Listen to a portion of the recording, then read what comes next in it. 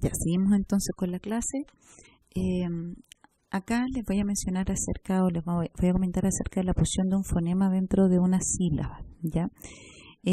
Como les dije anteriormente, el único elemento que puede ser núcleo es una vocal, ¿ya? De acuerdo a las reglas de las sílabas, ¿no es cierto? La parte prenuclear o explosiva, o fase explosiva, ¿no es cierto? Puede ser cualquier consonante que puede preceder al núcleo, y también puede ser dífonos consonánticos. Dífonos, recuerden que es cuando se combinan dos elementos, y si es consonántico son dos consonantes. Por ejemplo, plato, plancha, o brazo, cruz, tren. Ya son combinaciones del tipo consonante más L y consonante más R. Luego tenemos que en la parte postnuclear o fase implosiva, que se llama también, son pocas las consonantes en esta posición, ¿ya? Y generalmente solo aparecen la R, la N, la S, la L y la V, ¿ya? Por ejemplo, sílaba que termina con L, pal, ta. La primera sílaba, pal, ta, ¿ya? Con N, canto, canto. Y esa N estaría posterior al núcleo, que sería A, por lo tanto es en posición postnuclear. Eso es algunos de los ejemplos. Ahora, algo que les voy a mencionar a grandes rasgos, después lo podemos volver a ver en la clase, es acerca de las reglas fonotácticas, ¿ya? Que tiene que ver, que va más allá de solamente conocer cuáles son los fonemas y los alófonos, ¿ya? Para determinar qué secuencia de sonidos pueden producirse en una lengua, sino que además tenemos que saber cuáles son las estructuras de sílabas posibles dentro de una lengua, ¿ya? Entonces eso nos permite construir diferentes palabras. Por ejemplo, yo digo la estructura consonante vocal más consonante vocal. Yo digo, eso puede ser una estructura del español. Digo consonante vocal más consonante vocal. Y eso sería, por ejemplo, la palabra pato. Y bajo esa estructura yo puedo encajar muchas palabras que son conocidas, o sea, que son palabras con sentido, ¿no es cierto?, y que pertenecen a nuestra lengua. Ahora, este es un comentario que hacen como en relación a lo mismo. En el fondo, como nosotros tenemos esas estructuras arraigadas dentro de nuestra lengua, ocurre que en palabras como en el ejemplo que tenemos acá, cuando nosotros no tenemos el uso, no está dentro de las estructuras posibles dentro de nuestra lengua, el español, así tal cual, más consonante al principio de la palabra, ¿ya? No hay ninguna palabra que se pueda escribir así, ¿no es cierto?, en español, que haya una S y le siga una T o una L o cualquier otro fonema que sea consonante dentro de una palabra que nosotros, que exista dentro del español. Entonces, ¿qué pasa? Cuando nos enfrentamos a palabras que tienen estructuras que son diferentes a las que nosotros tenemos, por ejemplo, esta palabra still, que es una palabra en inglés, ¿no es cierto?, sería pronunciado por nosotros, los hispanohablantes, como still. ¿Por qué? Porque nosotros, ¿qué hacemos? Algo natural que hacemos es agregar la E inicial. ¿Por qué? Porque de ese modo para nosotros resulta la palabra admisible. O sea, si nosotros le colocamos una vocal antes a esa S que está acá, ¿no es cierto?, que está en el ejemplo en still, si nosotros decimos still, para nosotros es una palabra que nos resulta natural, por decirlo así, ¿ya? Pero es por lo mismo, porque en nuestra lengua no existen palabras con este tipo de estructura inicial, ¿ya?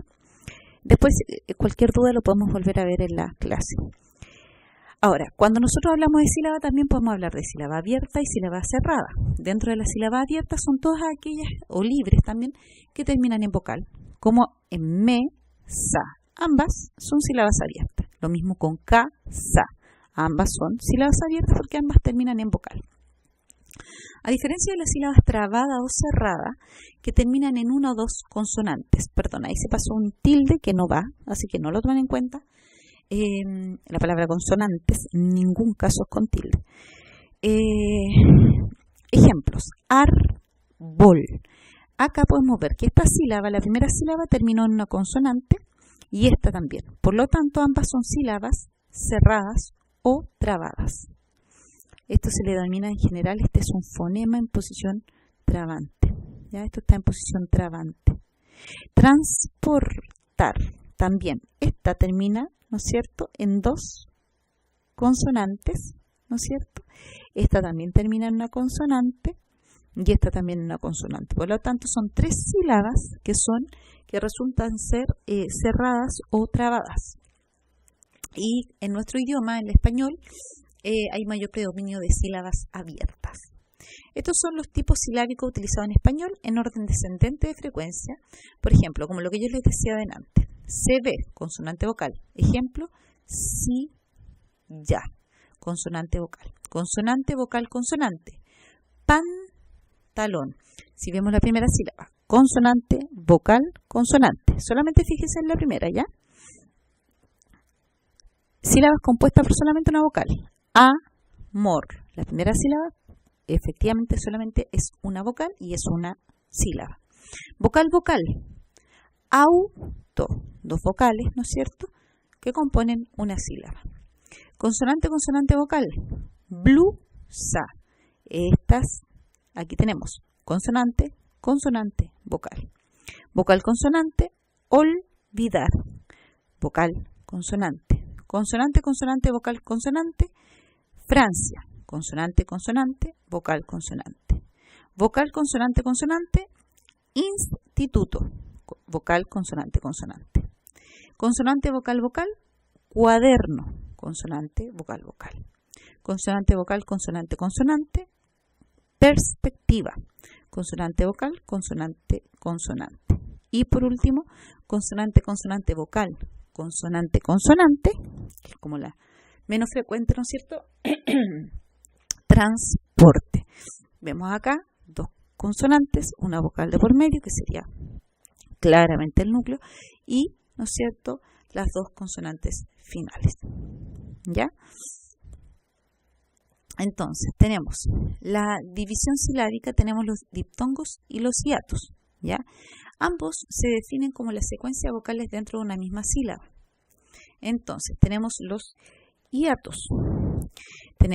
Son dos vocales no altas o abiertas que aparecen consecutivamente constituyendo dos sílabas diferentes. Por ejemplo, tenemos acá, entonces son dos vocales no altas o dos vocales abiertas, ¿no es cierto?, que aparecen juntas dentro de una palabra, pero al constituir estos dos vocales abiertas juntas, se transforman automáticamente en dos sílabas diferentes. La primera vocal pertenece a la sílaba 1 y la segunda a la sílaba 2.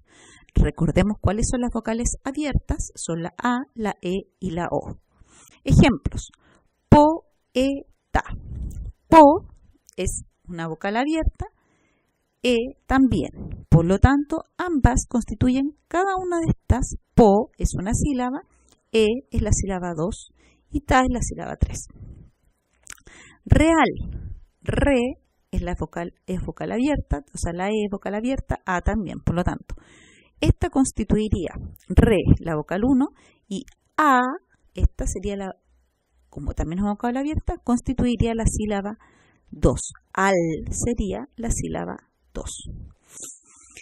Otra posibilidad dentro de los hiatos es encontrar una vocal abierta, inacentuada, con una cerrada acentuada.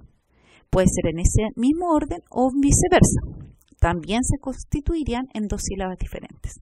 Veamos acá el dibujo o cómo lo queremos explicar bien. Vocal abierta más vocal cerrada que está acentuada, ¿verdad? Recordemos, vocales abiertas, A, E, O, vocal cerrada, I, U. Pero esta, ¿cuál tiene la característica? Es que debe estar acentuada, ¿ya? Entonces, tenemos la palabra. Ambas son dos sílabas, tenemos dos ejemplos. Dice, baúl. A es vocal abierta y U, vocal cerrada, está acentuada. Por lo tanto, se divide y son dos sílabas distintas, encontramos un hiato. Acá lo mismo, con PRI, O. La vocal cerrada I está acentuada y la vocal abierta O está, ¿no es cierto? Es la vocal abierta inacentuada. Por lo tanto, también estaríamos frente a un hiato, ¿verdad? Ahora, los diptongos, ¿qué ocurre? Tenemos una vocal cerrada más una vocal abierta, ¿ya? Ejemplos: piano, pia es una sola sílaba. Aquí, ¿no es cierto?, no se cumple lo que vimos anteriormente. Acá no se divide en dos sílabas, los diptongos van juntos, son una sílaba. Guata, también lo mismo, mezclé una vocal cerrada más una vocal abierta, una sola sílaba. Esta, la que está marcada en negro, no quiere decir que la palabra guata sea una sola sílaba. Está claro que ta es otra sílaba. Eso quiero dejarlo en claro, no se vayan a confundir. Me refiero a que lo que está marcado en negrita es una sola sílaba, porque es un diptongo. Lo mismo con piano. El segundo ejemplo, vocal abierta más vocal cerrada.